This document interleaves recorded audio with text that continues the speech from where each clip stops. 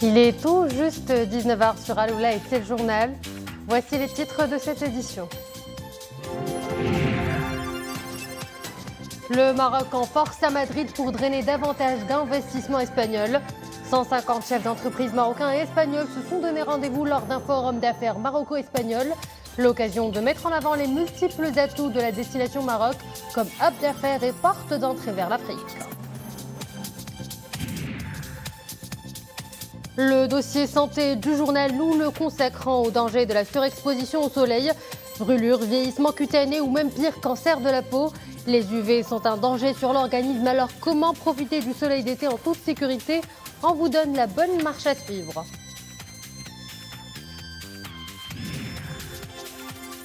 Du sport également dans cette édition avec l'ouverture du tournoi de Son Altesse Royale la Princesse Al Mariam. Ce Grand Prix réunit les 30 meilleures joueuses classées au top 100 mondial. Une étape préparatoire avant Roland-Garros.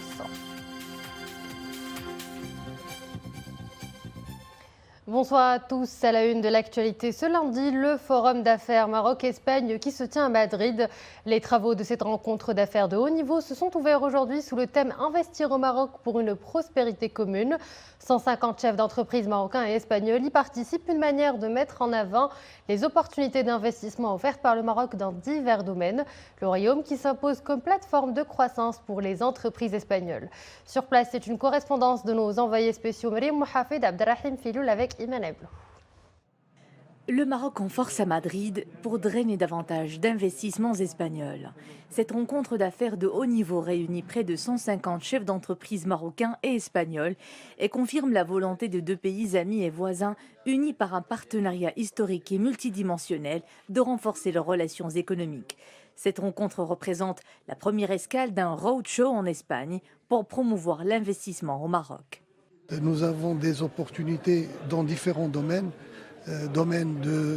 Des énergies renouvelables, l'agriculture, l'industrie bien sûr, avec la nouvelle charte d'investissement qui présente des opportunités au niveau de l'incitation jusqu'à 30% du CAPEX. Pour nous, le Maroc est un pays très important. C'est une porte d'entrée au marché africain. À lui seul, le Maroc représente le tiers de nos investissements dans le continent. Notre objectif est de créer des partenariats innovants et durables dans des secteurs clés et rehausser davantage nos investissements. Un business forum doublé d'un pas important dans la concrétisation d'objectifs communs. Les économies de l'Espagne et du Maroc sont complémentaires et intégrées. En termes d'investissement, le Maroc a beaucoup de potentiel. Un pays stable, une économie dynamique et ouverte et un cadre favorable à l'investissement. C'est un vrai momentum que nous partageons avec nos amis espagnols pour créer ensemble de la valeur, investir pour les sociétés espagnoles, investir au Maroc seuls ou avec des Marocains, mais c'est également pour les entreprises marocaines investir en Espagne seuls ou avec des sociétés espagnoles dans des secteurs que nous avons bien développés tels que l'automobile, tels que l'aéronautique, l'agro-industrie. L'occasion nous est donnée de présenter notamment la charte de l'investissement et de présenter le CRI en tant que porte d'entrée au niveau des régions, des différentes régions du Maroc. La présence du CRI de Rabat Saleh Knetra, de Tanger et de Marrakech offrira l'occasion pour les investisseurs espagnols de connaître comment investir au Maroc et de bien rentrer au Maroc. De nouvelles synergies se conjuguent pour développer la coopération dans tous les domaines. Les chiffres sont édifiants à bien des égards. Le voisin ibérique est depuis 11 ans le premier partenaire commercial et client du Maroc. À son tour, le Royaume est la principale destination des investissements espagnols en Afrique.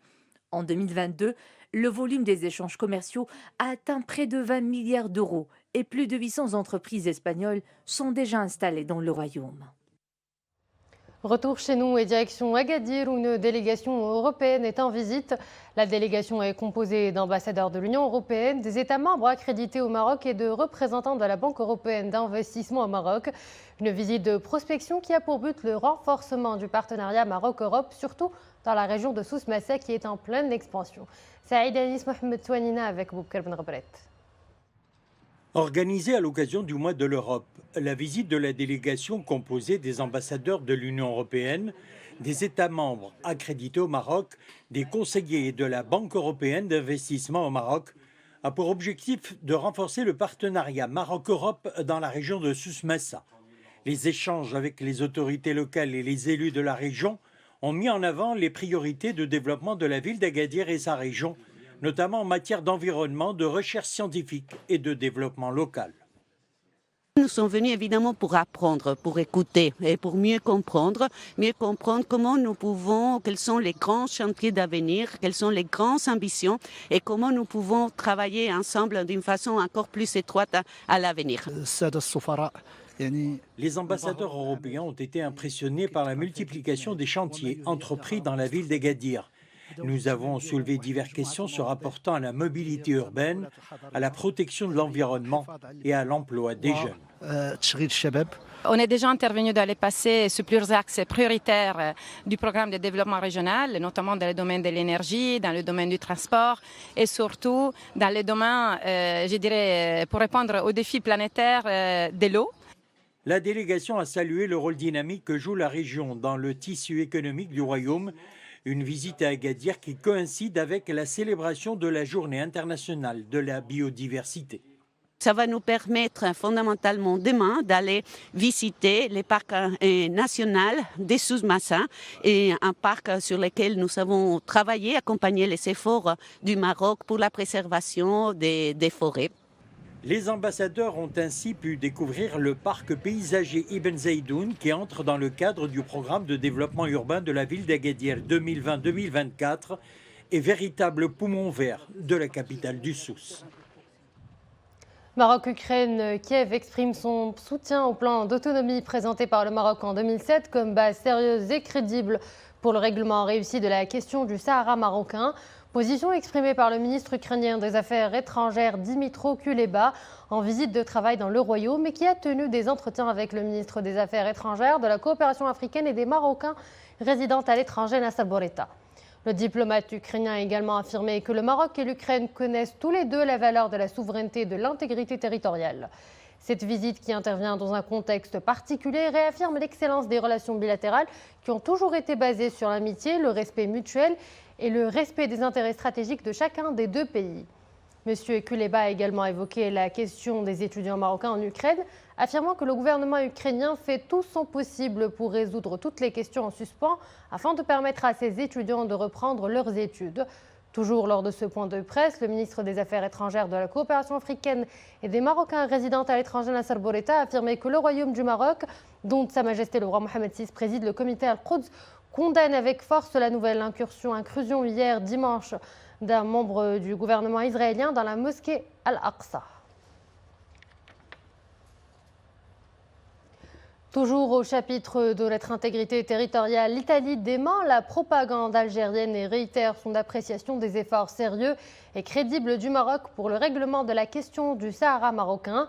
Réagissant à des informations parues dans la presse au sujet de l'activation par la société VFS Global de son antenne temporaire dans la ville de Tindouf, l'ambassade de l'Italie à Rabat a indiqué que cette décision vise à améliorer et à simplifier la déposition des demandes de visa.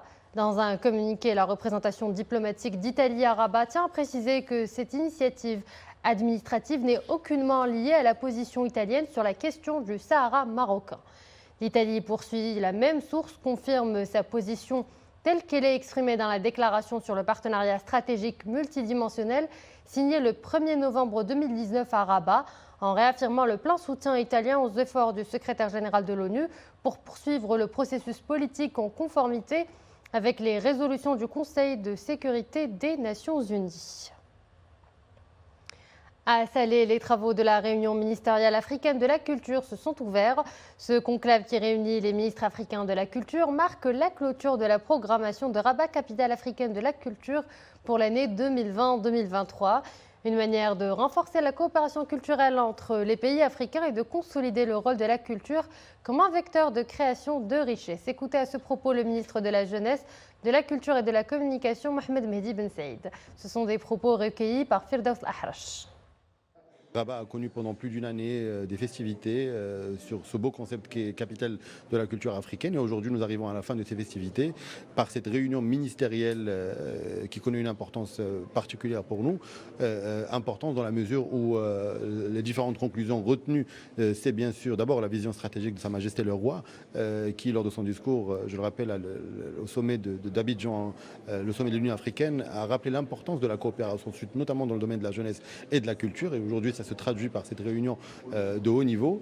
Le deuxième point qui est tout aussi important, c'est bien évidemment la volonté de tous de mettre en avant le concept d'économie culturelle ou d'industrie de la culture. Et sur ce volet-là, je pense que d'autres réunions suivront avec, pourquoi pas, nos collègues des ministres de la Finance et de l'Économie, mais surtout des institutions financières internationales pour faire accepter qu'aujourd'hui la culture est un élément important pour la croissance économique des différents pays africains.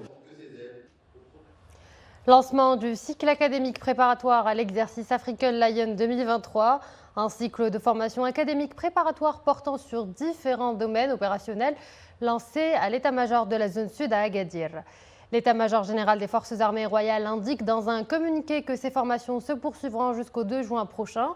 Elles bénéficieront à une centaine d'officiers et d'officiers de rang marocains, mais aussi à d'autres issus de pays partenaires et seront sanctionnées par des certificats. Ces formations concernent la méthode de planification opérationnelle interarmée et les aspects juridiques de l'information publique, la planification médicale, la cybersécurité et les techniques d'évaluation d'un exercice interarmé. Il a plu des cordes ces 2 derniers jours plutôt. La pluie arrose la majeure partie du royaume. Ces dernières 24 heures, 38 mm ont été relevés à Ben Slimane, 20 à Tétouan et à Casaport, 16 à Fès, 11 à Al-Husseima et Ifren. Du côté de Casablanca, Stad et Chefchaouen, 7 mm ont été enregistrés.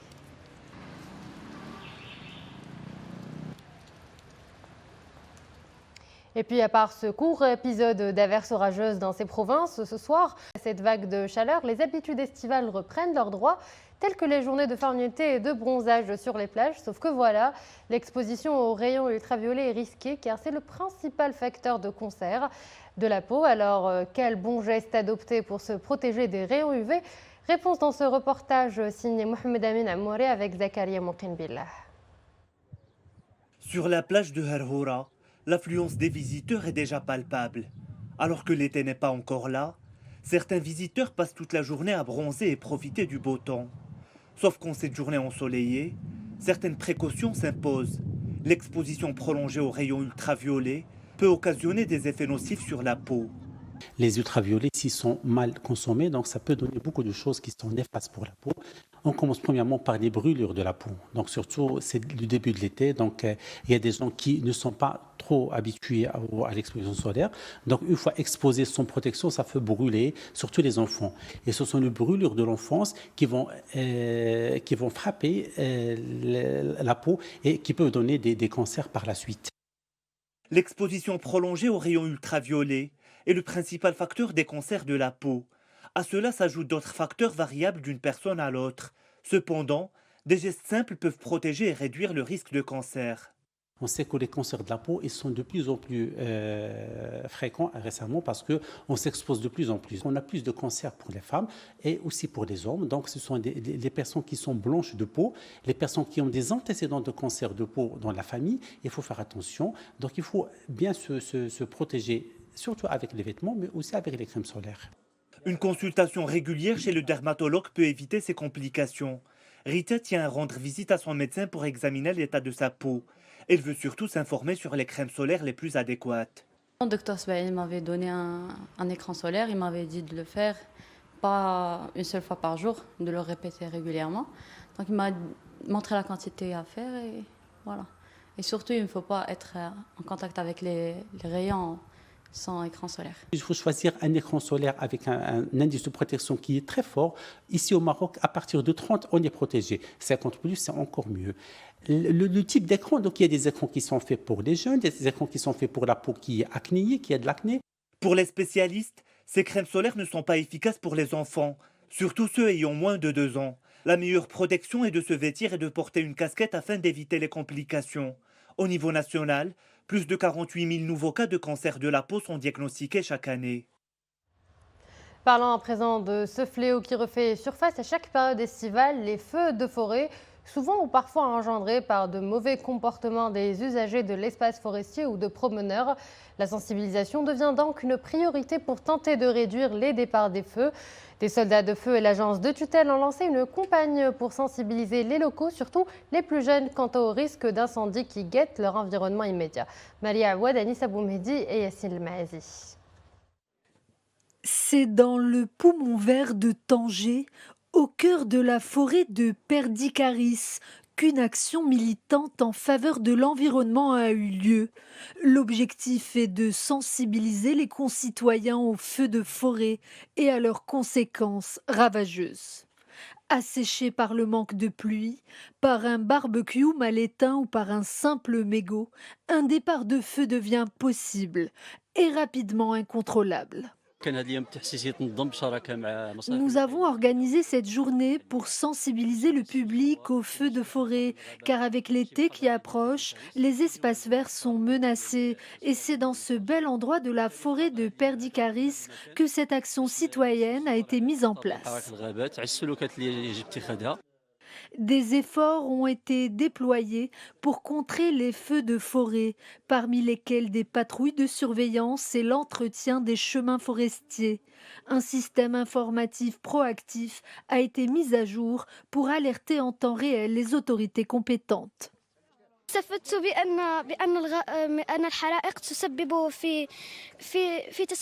Les incendies provoquent beaucoup de problèmes, non seulement ce qui concerne les forêts, mais même au-delà. C'est souvent l'homme qui est responsable de ces catastrophes. Il faut absolument protéger nos espaces verts. Protéger nos espaces verts, c'est protéger notre écosystème en adoptant les bons réflexes, car 9 feux sur 10 peuvent être évités. Alors, ensemble, soyons vigilants. On en boit à toute heure de la journée, le matin, au réveil ou l'après-midi autour de bons gâteaux traditionnels. Je vous parle du thé marocain. Cette boisson nationale est symbole de convivialité et d'hospitalité. Le cérémonial du thé, c'est tout un art transmis de génération en génération. La preuve en images dans ce reportage à Casablanca signé Abdelaïl El-Cheb et Maria Awad. Où qu'il aille, le visiteur est accueilli par un thé à la menthe. Témoin de l'hospitalité marocaine, le rituel du thé se décline sous toutes ses formes en fonction des régions. Très sucré dans les régions du sud, il se laisse infuser moins longtemps dans les régions du nord, avant d'être versé dans de petits verres transparents où l'écume mousseuse se dessine comme une sculpture éphémère. Tout le monde chante les vertus du café, mais le thé aussi est un breuvage merveilleux et plein de vertus. Plusieurs activités ont été lancées au niveau de notre établissement afin de célébrer comme il se doit notre identité marocaine à travers le cérémonial du thé. Il n'y a pas une table marocaine qui ne soit pas pourvue d'une théière. L'engouement pour le thé marocain remonterait à la première moitié du 19e siècle. À cette époque, les Marocains avaient coutume de consommer du thé vert, agrémenté de feuilles de menthe, une tradition séculaire qui n'a rien perdu de sa superbe. Soyez les bienvenus, que la paix soit avec vous. Venez, venez déguster le bon thé sahraoui. C'est tellement délicieux qu'on ne s'en lasse jamais.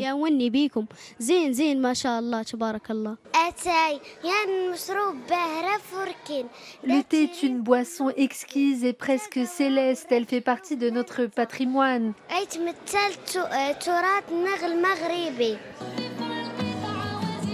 Plus qu'une simple boisson chaude, le thé représente tout un art de vivre, un moment privilégié au contact du sacré.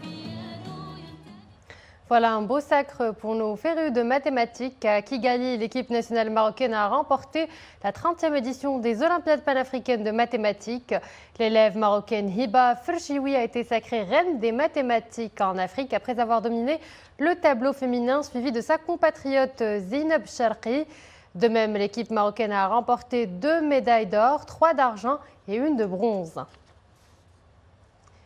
Sport, avant de refermer ce journal, c'est parti pour la 21e édition du tournoi de tennis de Son Altesse Royale la Princesse Lalla Meriem à Rabat, tournoi sur terre battue préparatif avant Roland Garros qui débute la semaine prochaine. Il regroupe cette année d'excellentes joueuses, l'américaine Sloane Stevens, la canadienne Leila Fernandez ou l'italienne Martina Trevisan qui s'était imposée l'année dernière ici même à Rabat.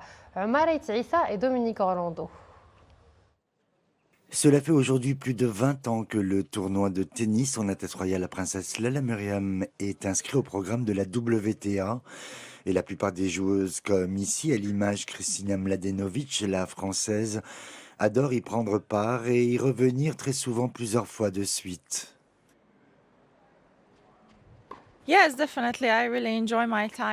J'adore venir jouer à Rabat. En plus, il y fait toujours très beau et j'ai souvent de bons résultats ici. Pour cette édition 2023, des toutes nouvelles joueuses ont choisi pour la première fois Rabat pour venir y peaufiner leur tennis avant Roland Garros. Et ce sont de vraies pointures du tennis mondial. Et c'est vrai que les joueuses qu'on a sont des poids lourds du circuit. Maintenant, Martina est 18 mondiale, Trevisan. Sloane Stevens a quand même remporté l'US Open en 2016. Donc c'est une des joueuses les plus emblématiques de ces dernières années. Leila Fernandez, on se rappelle de sa finale contre Raducanu en 2018 à l'US Open. Et bien sûr, Mayar Sherif, l'égyptienne dont on attend beaucoup ici au Maroc. Quel sera donc le nom de la joueuse qui en 2023 viendra apposer son nom au prestigieux palmarès du tournoi Son Altesse Royale la Princesse Lalla Meriem, qui a connu le triomphe l'année dernière de l'italienne Martina Trevisan. Réponse samedi au terme d'une semaine qui s'annonce d'ores et déjà tout à fait passionnante. Et voilà, nous arrivons à la fin de cette édition. Merci à vous de l'avoir suivi. Excellente suite des programmes sur Al-Oula.